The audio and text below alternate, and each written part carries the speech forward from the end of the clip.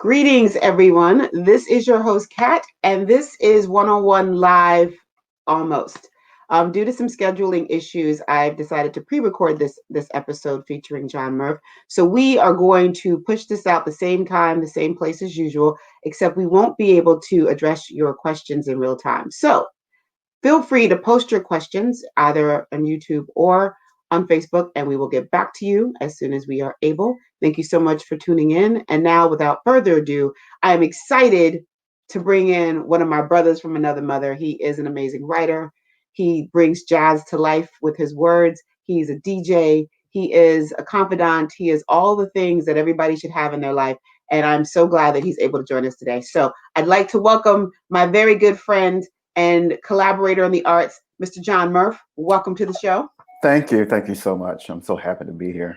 I'm so glad to see you. You look like you've been getting sun, and you've been eating vegetables, and you just out here taking care of yourself. I love it. I think you have to. I think it's one of the things that I've been blessed to have agency to do. Yes. And I'm careful of saying that everyone should be able to do it because everyone doesn't have the agency to take care of themselves. That's right. We have food deserts. We've had those issues before the pandemic, and I think the pandemic has kind of highlighted it more. So I think if you do have agency to take care of yourself, I think it's you're like honoring your higher power to do so. So, with that in mind, I will offer up the first question that I always ask my guests: how are you doing today? Today, I'm doing well. A bit lazy, and I'm not sure if it's food coma. There was a lot of starch and carbs. Not the food coma. Well, I'm saying it's Thanksgiving, so it's food coma. It could be a combination of things. Food coma, year-end exhaustion. The normal year-end exhaustion that we would already be experiencing. Exactly. And it's hard to distinguish sometimes if you get so caught up in the pandemic. And it's like, am I tired because I'm the COVID? No, you just ate a whole bunch of dressing. Carbs, starch, and I'm usually exhausted this time of the year. Like I'm just a bit tapped out. So it's nice having that blessing of sleeping in. So and also being compassionate with yourself, because I think we get so much messaging of like how to stay busy, how to do this, how to do that, and if you're lazy and you have the agency to sleep in that day, listen to your body. Well, not all of us are made or should be geared up for this like Green Beret SEAL type, activity. I think we should take in the rest part of being busy. That's part of it. There was I'm part of several Facebook groups, so this one is specifically for professors, like women, Black women who are in academia, and somebody posted this really great question of why is it okay for us to not to kind of minimize, manage our expectations of our students, but that same grace isn't given to us. And I think what you're talking about, and I hear an echo. I'm not sure. Do you hear that echo? Is it on my side? It's on your side, yeah. Oh, Lord. Okay. I do hear it sometimes. Yeah, it's in and out. Yeah. And I'm not sure why. Let me see if that helps. Okay. Maybe I'm too close. Yeah. You have a big mic. Well, yeah. So I think that we have to ask ourselves why are we trying to convince ourselves that this is not a weird time, and why are we still trying to be so productive in a time that really is fraught with a lot of anxiety? Like, this is mad. Like, we're living in mad times, and so I wonder how, like, I've been asking guests who are, now that we are 8 months into this whole thing, when you look at who you were at the beginning of the pandemic and who you are now, what has changed for you? Hmm. The level of expectations. Okay. I think there's a level of humor that's kept me sane. Like, speaking on the whole idea of needing to be busy, when we enter the pandemic, we're receiving all these messages. Oh, what to do with this pandemic? Well, you can write a book, knit, do this. Learn a language, start a business. And now the messaging is, if you get through the day without choking somebody, you're doing good. You're winning. You're winning, Right. Just have that level of humor. Right. I feel like I'm coming out of the other end of certain things in terms of my productivity as a writer. Mm-hmm. And I felt very unmotivated, but I had to write because that's my profession. Mm-hmm. And I feel myself now like really, really bring in the self-compassion component and really, really taking stock. I think I was hitting a high anxiety period around Memorial Day in June after the George Floyd incident and the protest. And as a writer, being assigned to write certain things. And there's this pull of wanting to be this great commentator, and you're writing and you're documenting and you bear witness. But it was like the perfect storm of, hey, I'm exhausted already. Do I really need to bear witness? And what can I say? And I've always kind of struggled sometimes with performance anxiety or imposter syndrome. It's like, what am I going to add to this dialogue other than some other words? Yeah. And I was getting that, that anxiety from the jazz perspective without taking consideration that I'm constantly writing about. I was writing about racial injustice, the George Floyd, the pandemic, all that from the legal standpoint. And so I, had these different compartments. It's like, wait a minute, I've been writing a lot. That's why I'm exhausted from all of this madness. And what I've come away from now is learning that I tend to write better when I'm able to brood over stuff, to have a deeper understanding of what I need to say about certain issues and allow myself to do that. One of the things I did see myself doing this year is pulling back. Like, I don't really need to write everything, nor can I write everything. And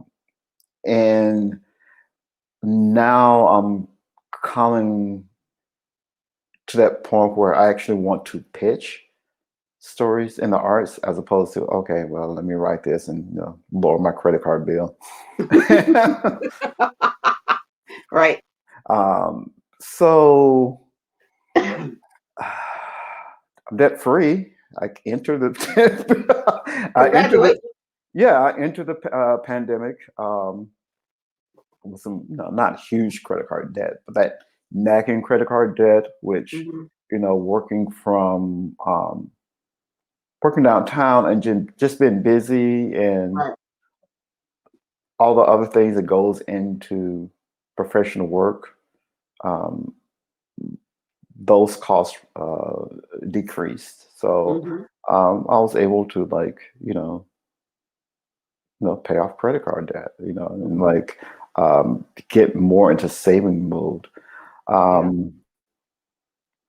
hope I'm answering your question. Like there was, I think because I remember we talked early days of the pandemic, and it was just like, yo, this is bananas. Like, what is this? Like, what are we gonna do? And there is a very sort of wise sage energy that you're rolling with now that's very different. And I have to say, I didn't necessarily think that you were, I know we talked about our anxieties, but you didn't feel necessarily heightened to me whenever we would talk. It was actually, I actually found it comforting when we would have conversations because I felt like you had this really sort of even keel, like, yeah, this is really not cool, and this is where we're going to be, and this is what we're going to do. I'm starting to realize that there are certain friends whose voices I love because they have like jazz intonation. Mm-hmm. And you have this very jazz and, this sort of jazz like measured way of speaking that is just very soothing. So I do think you're answering the question because it feels like you've had time and space. And I think it's interesting when you say that it's important for your process for you to brood as a writer. Mm-hmm. And I think that is something that I really want to explore a little bit more because I have a lot that I want to say, but I also work through that space of, do I need to add, do the words that I might want to share, add to anything as far as the conversation is concerned. Like there's a lot of ways to comment on things. Mm-hmm. And if I'm going to do some long form writing, what use is it? And so I'd love for you to talk a little bit more about the brooding process, because as a writer, I do think you need time. And we live in this very instant, something happens, pour water, think, peace, shoot it out perspective that sometimes I don't know how I get stuck in my head about what I should or shouldn't be doing because I'm not moving fast enough. But I do think that there's something about the brooding period that's necessary. Well, I'll give you an example. And there's other components of like, wow, I just allow myself to give space. So when the protests happened, mm-hmm. Downbeat, a prominent jazz publication, asked me to write this article about the protests and the jazz community. Right. And for that particular protest, that's a big leap, mm-hmm. in terms of I wasn't out there. I didn't want to, a few protests, but trying to find that jazz perspective that's right. not so burdened by, well, here are the heroes before right. the Abbott Lincolns and the Max Roach, and now here's our chance to talk about right. it. Right. But I did, and it was a quick deadline. So I managed to find a story about Aaron Myers, prominent jazz singer who lives in DC, who was a big part of the protest. But I originally wanted to do, and I had to make peace with I don't have the time to do this like I wanted to, and the right. publication doesn't have the money for me to do it the way I want to do it. Right. And it was about the social reckoning. And we've had these conversations. It was hard to kind of make sense of it all because it's almost right. like, you saw these tips of the hats for the Black Lives Matter movement and people posting Black Lives Matter. And I'm still a bit cynical of it because it's so on brand for some people. It kind of remind me of, what's that story in the Bible, the Passover, where put the blood of the goat and deaths pass you by. It's like, okay, right. what does this really mean? So not the blood of the lamb to keep the firstborn. Right. But it's to your point with the social media and things going fast, people can do that and just think that it's done. And the jazz community, by association of being involved with the music that was originated by Black people and continue to be innovated, constantly reinvented and innovative by predominantly Black people. There's this thing of like almost sense of absolution. Right. And so it was like, okay, let's have this conversation. Let's talk a bit about the social reckoning within the jazz community. Like, why hasn't there never been any study about the disparities in terms of race and gender right. in the jazz community? As the industry itself. I'm not talking about just like who's making the hot records. Right. Well, who's getting paid to make the hot records? Who's getting right. paid to help curate and editors and all this other kind of stuff. And so it was like this. I pitched that to hear back, and I kind of knew, it's one of those things where, okay, this is what I want to do, and it's going to take some time, right? Because we had to figure out, is my not knowing that there was a study, is that anecdotal or was there a study? And if it was a study, why isn't anyone talking about it? And again, that triggered another kind of pitch I wanted to talk about. And I was having this conversation with a great drummer and a friend of mine, Terry Lynn Carrington, who works at Berkeley, and she started this studies called Gender and Jazz Studies and Justice, I think. Okay. And I was having this conversation based upon some comments I was getting from fellow jazz artists who were white Europeans, and they were trying to make sense of it all. Right. And trying to be patient with it, but asking very benign questions, and tying in the whole social protest of racial reckoning with jazz. Right. And I was like, and it hit me. It was like, there's not much tie-in between jazz and Black studies in the academia. You said, okay, so there is not. There is not. Like the fact that you can go through jazz, learn all the notes of John Coltrane's Alabama, and still not know what the song means. See, I think it depends on your teacher. It depends on your teacher, but it's not one of those things where it's automatically tied in.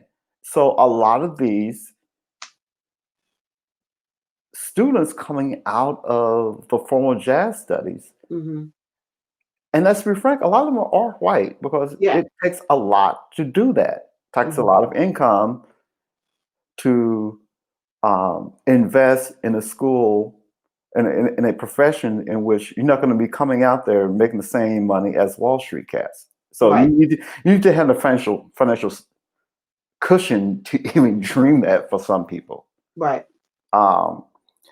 And so I wanted to write the stories like, let's look at the academia. And I finally get, 5 months later, publication saying, oh, well, why don't you do this? But it was only a web. It's like, well, first of all, what I want to write about is much bigger than a 800-word piece if I want to do it well. Right. And it's going to take a little bit more money. And the publication was struggling. It's struggling because of the ads. And my editor was like, I'm very okay if this is not, doesn't suit you. And I,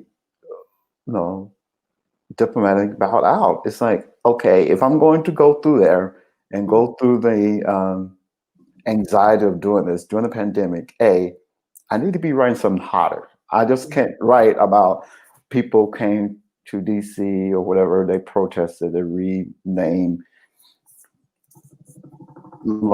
Lafayette Plaza Black Lives Matter, and my day is done. Like that's it's a day in the life of. So you know what? I think what's interesting with what you're saying, and actually, John, tilt your screen down a little because I feel like we're cutting your head's cut up. Wait, up, sorry. Yeah, there we go. Make sure we see your head. This is a very interesting thing that you're bringing up, because I do think that.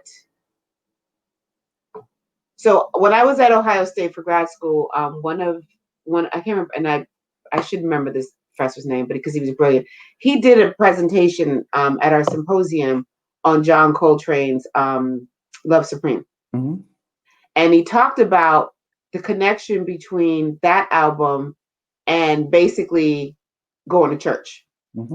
And the way that he talked about this album, I'd never listened to the album. I knew who John Coltrane was, but it never actually, spent time with his music.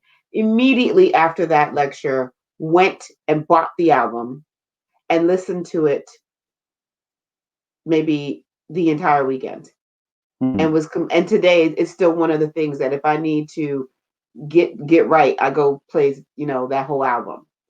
And you're raising some interesting points, because what I have found, because I do teach, in areas of Black studies, when people are dealing particularly with Black cultural things such as jazz, if they are not Black, I do think that sometimes there's less of an effort made to speak to the dynamics of like the social impact of the work. Like John Coltrane isn't creating Alabama because he's bored, you know.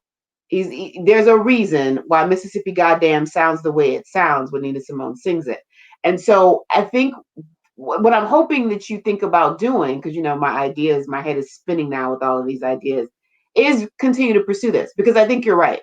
I think it depends on the professor, and oftentimes, if it's a formal jazz appreciation class, there's the focus on the technique and the and sort of the way that that musician might have affected the world in its own way, but we're not really talking about why John Coltrane does what he does as a Black man. And so I agree that there's definitely something there, but I think it's also important to know that this is what happens. And this is why, as a culturalist, I feel like it's very important for cultural architects to exist, because people will leave that connection out just because they don't want to deal with it. Oh yeah, it's very similar. Or they do the hierarchy. I've seen this before when people, say for instance, a singer. A lot of times, usually happens when the singer is a person of color, does something that's a bit involved with dissonance or minor keys. Oh, this person's flat, or like she can't sing, without thinking that maybe this artist have a level of agency of knowing when they want to sing in perfect pitch or sing. No, certain things, certain dissonant things are intentional. Right. They don't want to give that artist that agency of knowing to have, or knowing when or how to make their artistic choices. They just think, oh man, this person's just magical, and they just come out singing this. They're like, no, these people actually study music. So if the person is playing in a certain dissonant way, or playing in a very provocative, what people will say atonal, music, it can be very intentional. Versus them just like not knowing that they can make those artistic choices. So I'm very, very, very particular about those points. And to your point, the social aspect of the music. I think a lot of times when we talk about jazz in the kind of academia way, they don't think about how the music function as a social music for a lot of people, and it wasn't necessarily functioning in this bubble. So, me growing up in Mississippi, it wasn't that great of a leap for me to hear, say, Ramsey Lewis next to Michael Jackson. And I don't think that my upbringing is that different. No. But from an age perspective, it is, right? Because I remember growing up similarly. My first introduction to Grover Washington Jr. was through my dad. He would play that. He played Santana. He'd play Fela. And like on Sundays, it was this amalgamation of music from all over the place. I didn't for me, it just was, that's what we did. But what you find is that I think once we get, I would easily say late 90s, I would say late 90s, we start to see this segregation of Black music in a very specific way because of the commercialization of it. And so now things are getting pulled out and siloed into, this is jazz and this is this and this is this and this is that. And so I do think that part of, we've talked about the need for a book from the good John Murph, and what that looks like, and it's a huge undertaking, but I do think it's a necessary one, because the only time people want to talk about the mainstream aspects of jazz and Blackness is when Robert Glasper puts out an album. Then it's like, oh, let's discuss. And it's like, well, no, this has always been like, this is not new. Oh yeah, I've had those kind of conversations I think it was another prominent book. I forget who wrote it. It was like something about Black music. Let me see if I can look it up. It's probably, I know she was a commentator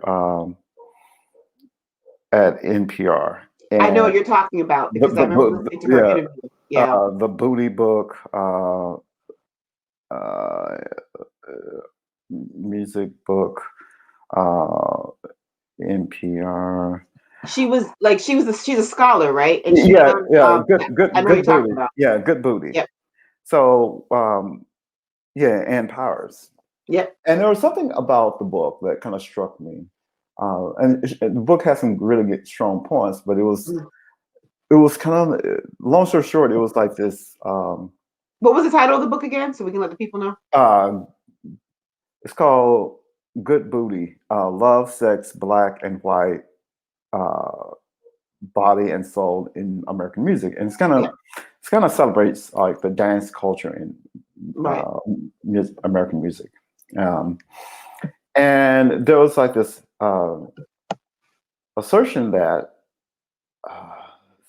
jazz kind of lost its kind of dance audience, after the swing, with bebop. And I've heard those comments before, but it seemed like a lazy regurgitation because there's no mentioning of a lot of the like jazz fusion, jazz funk, jazz soul, Watermelon Man, which even before it was reinvented again by Herbie Hancock in the 70s, it was a huge hit. It was a huge hit when he did it. It was a huge hit when Mungo Santa Maria did it. It became another huge hit when in this fusion standpoint, Grover Washington Jr. It's one of those things where it seems like these books can be written in a way in which you can tell the person didn't come out to the cookout. Well, maybe they went, but they just, they hung out on the outskirts. Maybe they didn't necessarily. They didn't get, you can tell they weren't doing the party dances. They were like, okay, well, we danced over jazz. It might not have been, what Brubeck, but it's like who gets to say, who isn't and what isn't jazz, and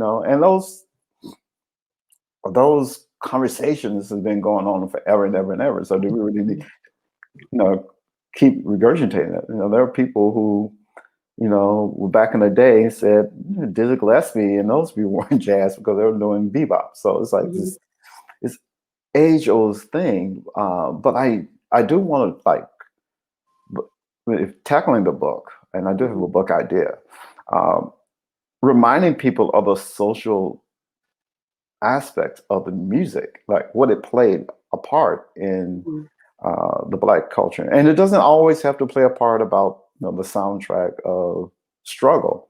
It can be the soundtrack of lovemaking. It can be the soundtrack of childhood. Like every great Black music isn't, the soundtrack to our trauma. That was the word. Woo! Okay, I had to let that wash over me. Yeah. Because I do think that there is this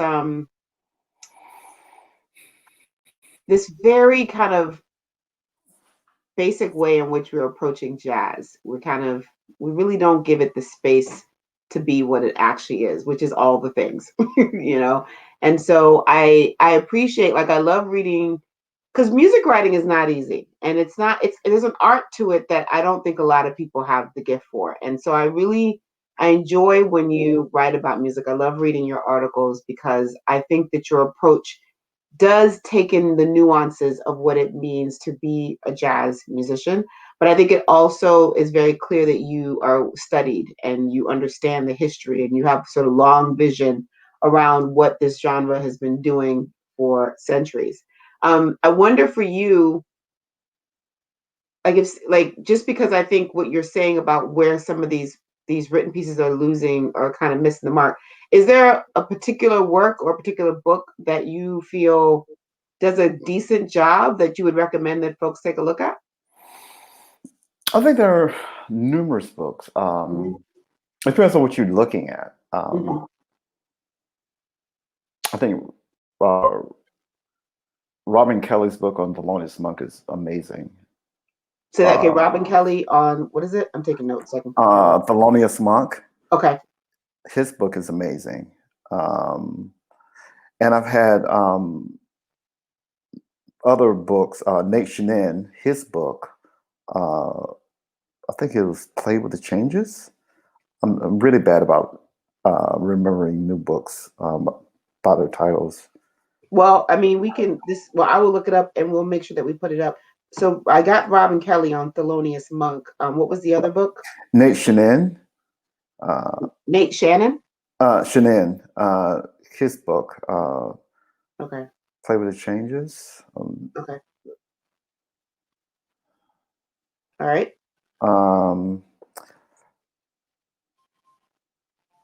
Another book. I love Ashley Kahn's books on John Coltrane and the Impulse Records. Okay.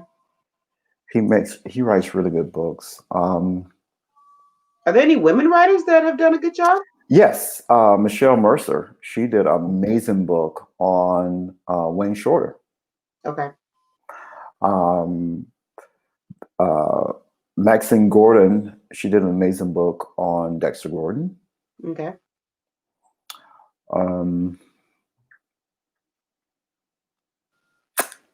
Yeah, there's. Well, these are good. I can't wait to post these. Yeah, yeah. It's easier when I'm I'm right in front of my your library. Yeah. But these are good. I can see the books. Yeah. But these are good starts because I think it's important. We're in the midst of this pandemic and things are limited. And so, one of the things I'm trying to do, I realize that because of all the teaching that I do and all the ripping and running that I do, I've really lost. I could spend hours just reading a good book and be completely satisfied. And I realized in the last year and a half, I haven't read an entire book. Like my brain is just so wired right now to move so quickly that just sitting down and reading a book is hard for me. Mm-hmm. So I'm dedicating part of my personal retreat, the reason why we are pre-recording this, to taking a book with me and finishing it while I'm there, just because I really want to get back into that space. So I think these book suggestions are important. I'm selfish. It's for me. Yeah, it's interesting because like I struggle reading books as opposed to the New Yorker, like something like a good vigorous essay, because so much is going on, like writing and listening and DJing. That's prep work. A lot of these things that seemingly look easy, a lot of people don't take the back end work of it. But I have a good friend of mine who's also a DJ and a musician, and who lives in Minnesota. But we started kind of like a book club. So that helped me. Right, because you don't want to be that person that hasn't read the book when it's time to meet up. Yeah, so we did the first book, which was it was Bell Hook's book on A Will to Change, and it was basically. Have you read it? Like ending. No, I haven't read it. It's ending patriarchy and masculinity. It was really powerful because it was like it unlocked certain things about me. I think it's a bit dated to a certain degree because it's very binary. There's no kind of mentioning of transgender or intersex, and I don't think that those identities were so prominent in the narrative or our dialogue then. But yeah, that has helped me read books more. And right now, our next book is How to Be an Artist. We're reading that. So. Oh, nice. Okay. Yeah. So maybe, get someone to like read a book with you. It's like, okay, let's read first 3 chapters. You don't have to read the whole book. Have a little 15-minute chat. So what did you bring out? And, it's great because for me, there's a level of accountability involved with that. It's like, okay. Yeah, it's interesting because are you on Clubhouse? No. Okay. So Clubhouse, for those who aren't familiar, it's this weird, I think it's a weird app, but I'm actually starting to really enjoy it, where instead of typing out your thoughts, you actually have real-time conversations with people on the app.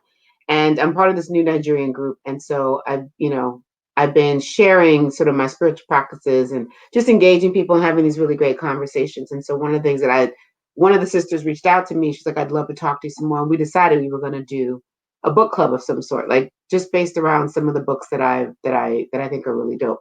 And I thought about that. I was like, maybe what I should do is maybe do something like that, where like, hey, come talk about this book on this date, get the book, read it, and let's chat it through. So I feel like this is confirmation that maybe that, because I had suggested this to her. I was like, we could read it together, and that would hold us accountable.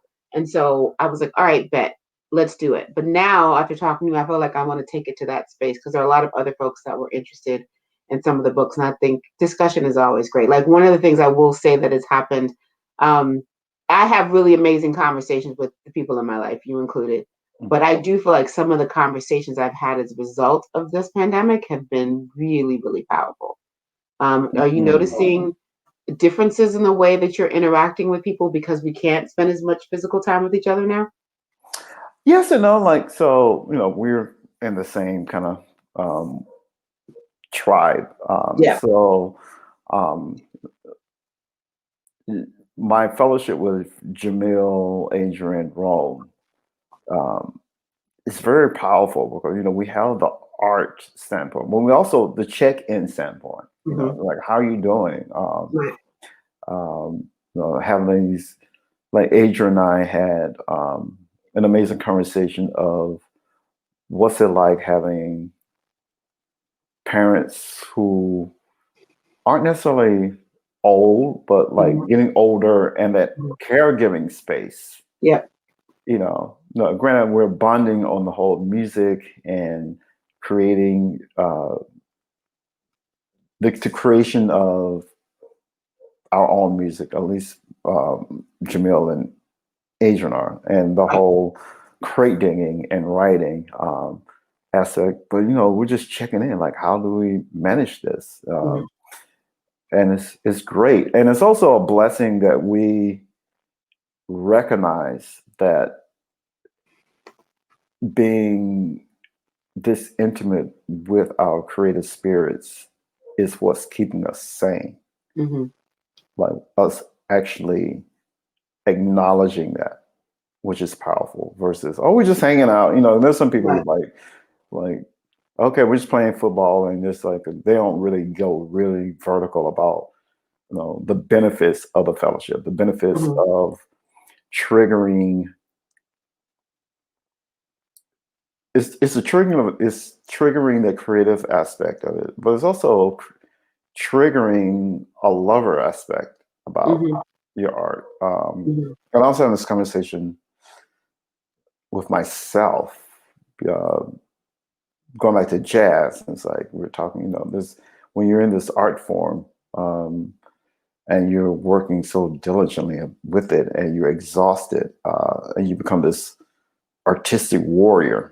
Like in the jazz, like, be the jazz warrior, be the jazz warrior. It's like, okay, when do we get the chance to be the jazz lover? Like, when do we leaving space to love the music, love what you're doing, love the art, and love the artists that make the art? That's a really good point, John. Have you been able to be a jazz lover in this time? Yeah, I've been going back and just like, crate digging has become even more beneficial for me, because there's an escape route, and it has triggered some, like, oh, I want to write about this. Now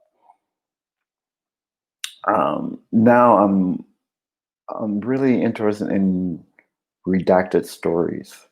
Just like, I want to write a piece on Dr. George Butler, like an essay.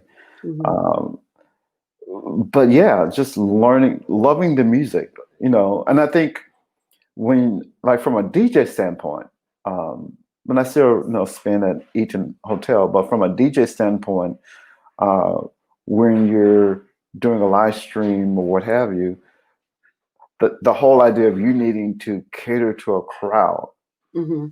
and this crowd is not moving, or they they haven't sweated the weave out in like Mm-hmm. 30 Yeah. minutes. You're playing music that you love, and that's a different muscle. Mm-hmm. We don't have that marketing person saying, okay, you know if you're playing this set, if it's not like making people hot and sweaty so they have to buy drinks, Right. Then you're not doing enough. you're whack. Yeah. So yeah, I'm learning to love a lot of the things I'm involved with. It's dope.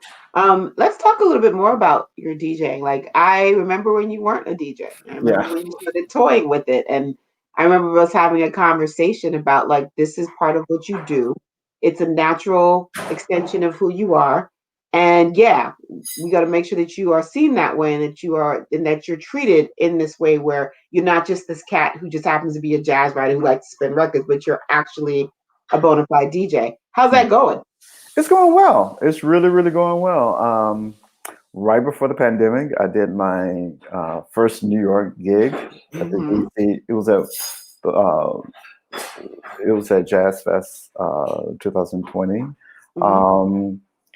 Yeah, just getting the equipment and getting the muscle memory. Right. And the process of DJing, it brought it reignited a lot of love I had for the music. Right. Because I think for me, we can go into this treadmill of writing, and and being very analytical and needing to be smart with your words and all that. Right. Without thinking that and it can actually filter what you listen to. Right. But every great article or written piece is not anchored by a great record, and vice versa. Like, certain great music doesn't have this amazing story behind it. These think pieces. It's just a dope song. Right. And sometimes I just want to hear, go back to like the feeling, like the visceral energy that music brought me. And it was like, it kept me sane going to Mississippi. It was the connector with the family. So I've been loving it, and I've been loving the process of determining what type of DJ that I want to be. And by that meaning, and it helps to have people like Jamil and Rome and Adrian around, is mean that I don't need to compete with Jamil. I don't know what Jamil brings and the energy that he brings. So say at Marvin's, it's a different energy that, say, Adrian would bring. And like, I would never be able to out hip hop. The good stylist. I would never be able to do that. I would never be able to out disco. Right. Adrian. Right. But neither one of them can out jazz me. Nope. In terms of connecting the dots, and just being in that space in which you recognize each other's strengths. It's like the Super Friends or the Avengers. Like, everyone can be Superman. Right. Everyone can be Wonder Woman. Everyone can, neither one of them can do what Aquaman can do. Right. I think so. I mean, one of the things that I do truly love about the crew is that everyone is very different. And there's always this sense of, go out there and try. Like, let's see what happens. Let's experiment. Like, I love your mixes. Your mixes are becoming like one of my go-tos in terms of just, I mean, thank God for these smartphones. I can connect to your mixes however I want, which is super dope. But I love that you decided to do it, because I do think that you spoke a little bit earlier in the show about imposter syndrome and how that can be. We know that imposter syndrome can be debilitating. It can talk you out of, your glory in a lot of ways. And I wanted you to talk a little bit about that, because I think I remember, I want to say, was South Africa, the jazz festival there, the first time you did like a professional DJ gig? No, it was in Quebec. Quebec, right. Yeah. Mm-hmm. Yeah, and I remember our conversation around that. And I was super excited for you because I was like, yeah, this makes sense to me. This is the natural leap. Mm-hmm. How did you work through the anxiety, or just even the idea or the conditioning that I'm a writer and so I need to write about this stuff, but I'm not necessarily an artist? How did you move into that space? And, how have you maintained? Because I think I love what I'm seeing trajectory wise.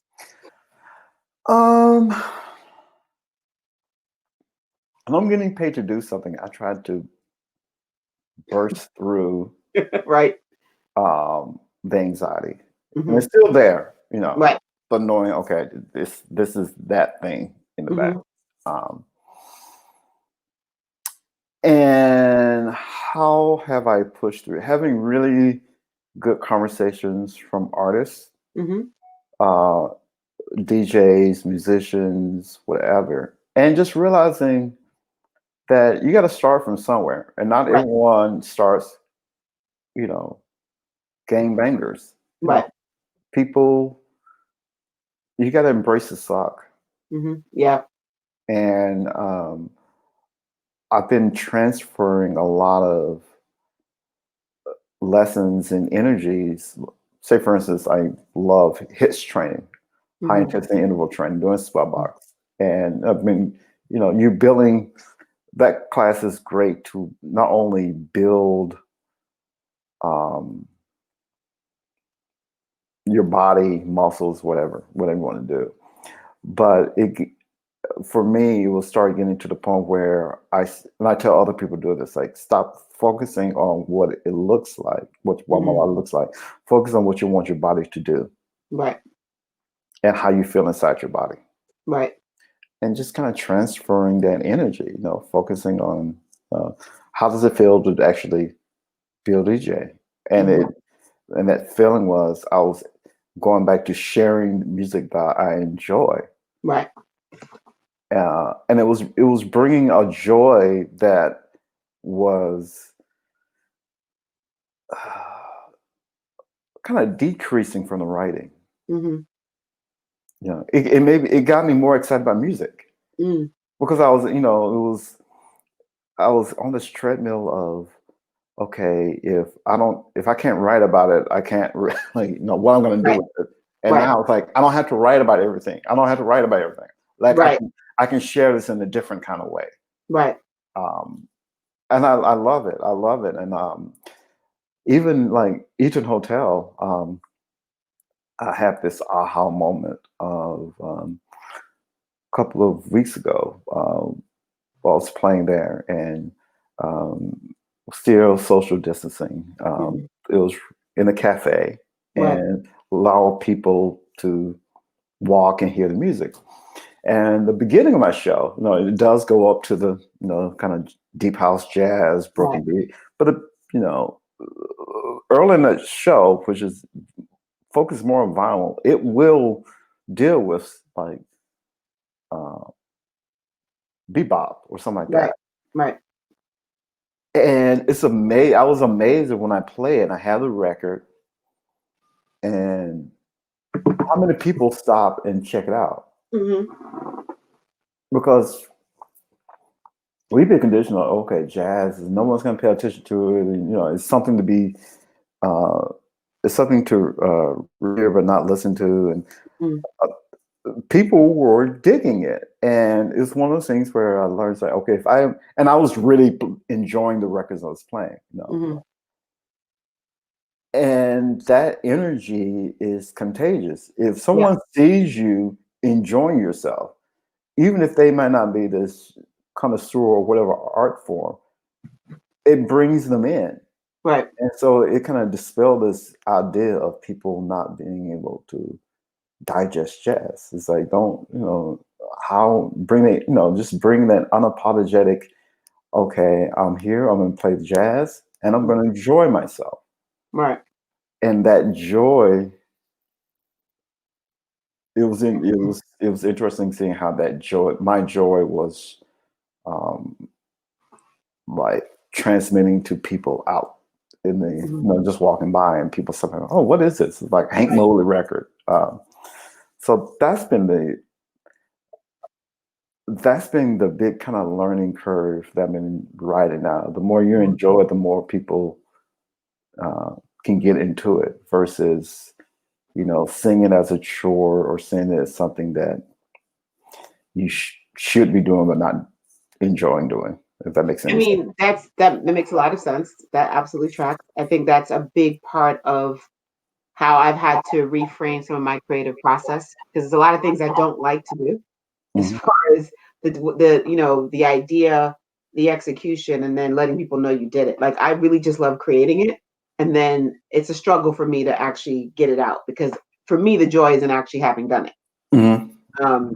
So I love that you shared that, because I also think that what we're also conditioned to believe is that consuming jazz outside of a nightclub situation where there are live musicians, or outside of a house where it's like a sort of a salon house party thing, is also the piece that I think people are conditioned to believe, that you being a jazz DJ is important, I think, because that's part of the problem I think that jazz suffers from.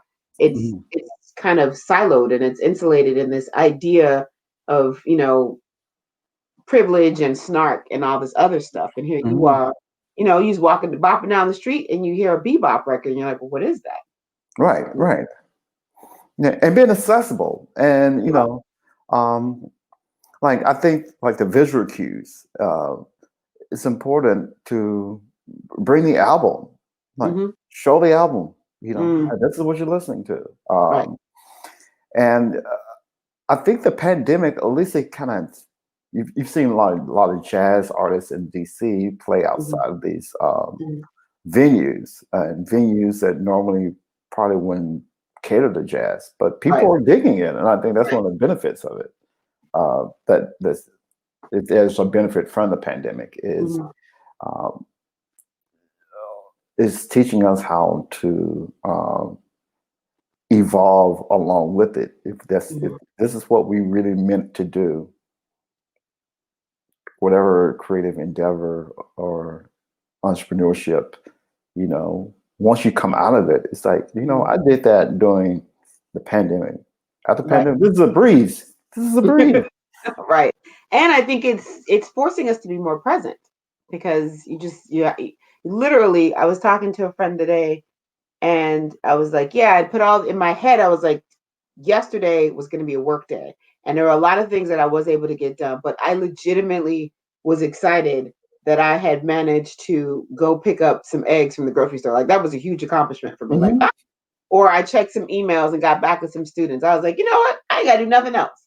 And so I was telling her the bar is low. Like, brushing my teeth and taking a shower is a huge win these days, just because it's just, there's so many things to worry about. So I do feel like it's forcing us to be more present. And I do think that who you become as a result of this pandemic is hopefully a truer version of yourself, that you're not going to easily give up when we, attempt to go back to some idea of normalcy. I think that, I'm looking forward to, producing from you and books from you, and like managing to meld all of these together, because I think it's happening and it looks really good.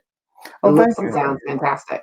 Oh, thank you. Thank you so much. Thank you. And I, to your point, I think we were having this conversation earlier this year when you said that how we should not be the same people coming out of the pandemic that we were earlier. Yeah, I really believe that. Yeah. And, there's so many opportunities to grow if you have that, that cushion. And I'm mindful that everyone don't have that. Everyone is clinging on to whatever they have, and that's a different struggle. And I don't want to minimize that by saying, oh, the pandemic, well, go out and, DJ and get this equipment. Well, that's not reachable to so many people. Mm-hmm. Or reading a book. You know, the pandemic is tremendous Right. toll on so many people. So I always try to be mindful of that. It's like, okay, I am blessed and lucky to have been in a situation where I can do this. Yep. So let me honor that by doing it. Yeah. I mean, that's real. That's super, super real. Yeah. In thinking through like the next couple of months, are there any projects or things that you kind of have in mind that you might want to share with us? Well, I said earlier, Mm-hmm. it's twofold. Been researching on Dr. George Butler, who was this prominent Black A&R who was over Blue Note Records in the 70s. Mm-hmm. I think he was the only executive producer, A&R director at Blue Note during his storied history. Mm-hmm. And afterwards, he went over to Columbia Records, and he kind of helped shepherd um, the careers of Winton Branford, Harry Connick Jr., Terrence Blanchard, all these people Yeah. that's associated with the Young Lions of the 1980s. Well, I've always wanted to write a book on Blue Note Records, the 70s, because I think it's the era in which most scholars really don't talk about, but it's been very influential in hip hop and house producers. That's kind of the era that people really, really, really like sample. So just revisiting that era through the lens of a person who knows DJ culture. Mm-hmm. And Dr. George Butler is is the common denominator of that and Columbia Records. Mm-hmm. And the fact that as a Black person, I didn't know what he looked like. I knew his name. Right. And I was like, why is this brother always redacted from jazz history? Mm-hmm. So the strategy is like publish a good appreciation of him, Right. and be able to expand it into a larger chapter and as a book proposal. But when I hear about the 80s jazz scene, and some of the ones who really, really shepherded from a producer or a record label standpoint, we hear a lot about Bruce Lundvall, but Dr. George Butler is like, not so much. He went to Howard, and it's like, so in the grand scheme of things of social reckoning in jazz, let's tell these redacted stories. Like why is he under celebrated? Like why don't, as a Black person who's been involved in jazz, I had to look up Google to know what he looked like. Right. You just had to look up, had to get on the Googles to see what was going on. Well, I'm saying, it's like a lot of us come into these things not knowing that we have heroes. Right. You have, thank God now we have Black History Month in the US and the UK, but now we need that. It needs to go deeper, And you can say there's a whole bunch of things. I think anyone, like, women, there's so many women pioneers in all fields that never get celebrated, and you have a lot of women who don't know their heroes. Yep. That's a good point. Well, I'm excited about this reclamation that you're going to be doing. Yeah. And getting us in the know about, because we think Blue Note, it's fascinating to me. When I think about Blue Note Records, all I see are Black artists. Mm-hmm. And so to know on the back end, there was only one Black person holding it down for an entire era. And it's criminal in a lot of ways. But I think it's important that we do, get this information. And I love that that's something that you want to do.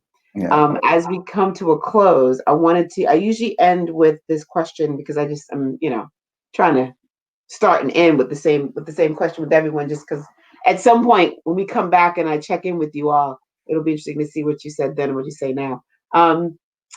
So middle of next year, prayerfully, things are better and we are able to move about the country in a way that we normally would like to. What's the first thing you're going to do? Dance my ass off. Go to a sweaty ass club and dance your ass off. Dance and hug, like. Yeah. Yeah. Yeah. Yeah, that's what I'm doing. Okay. Yeah.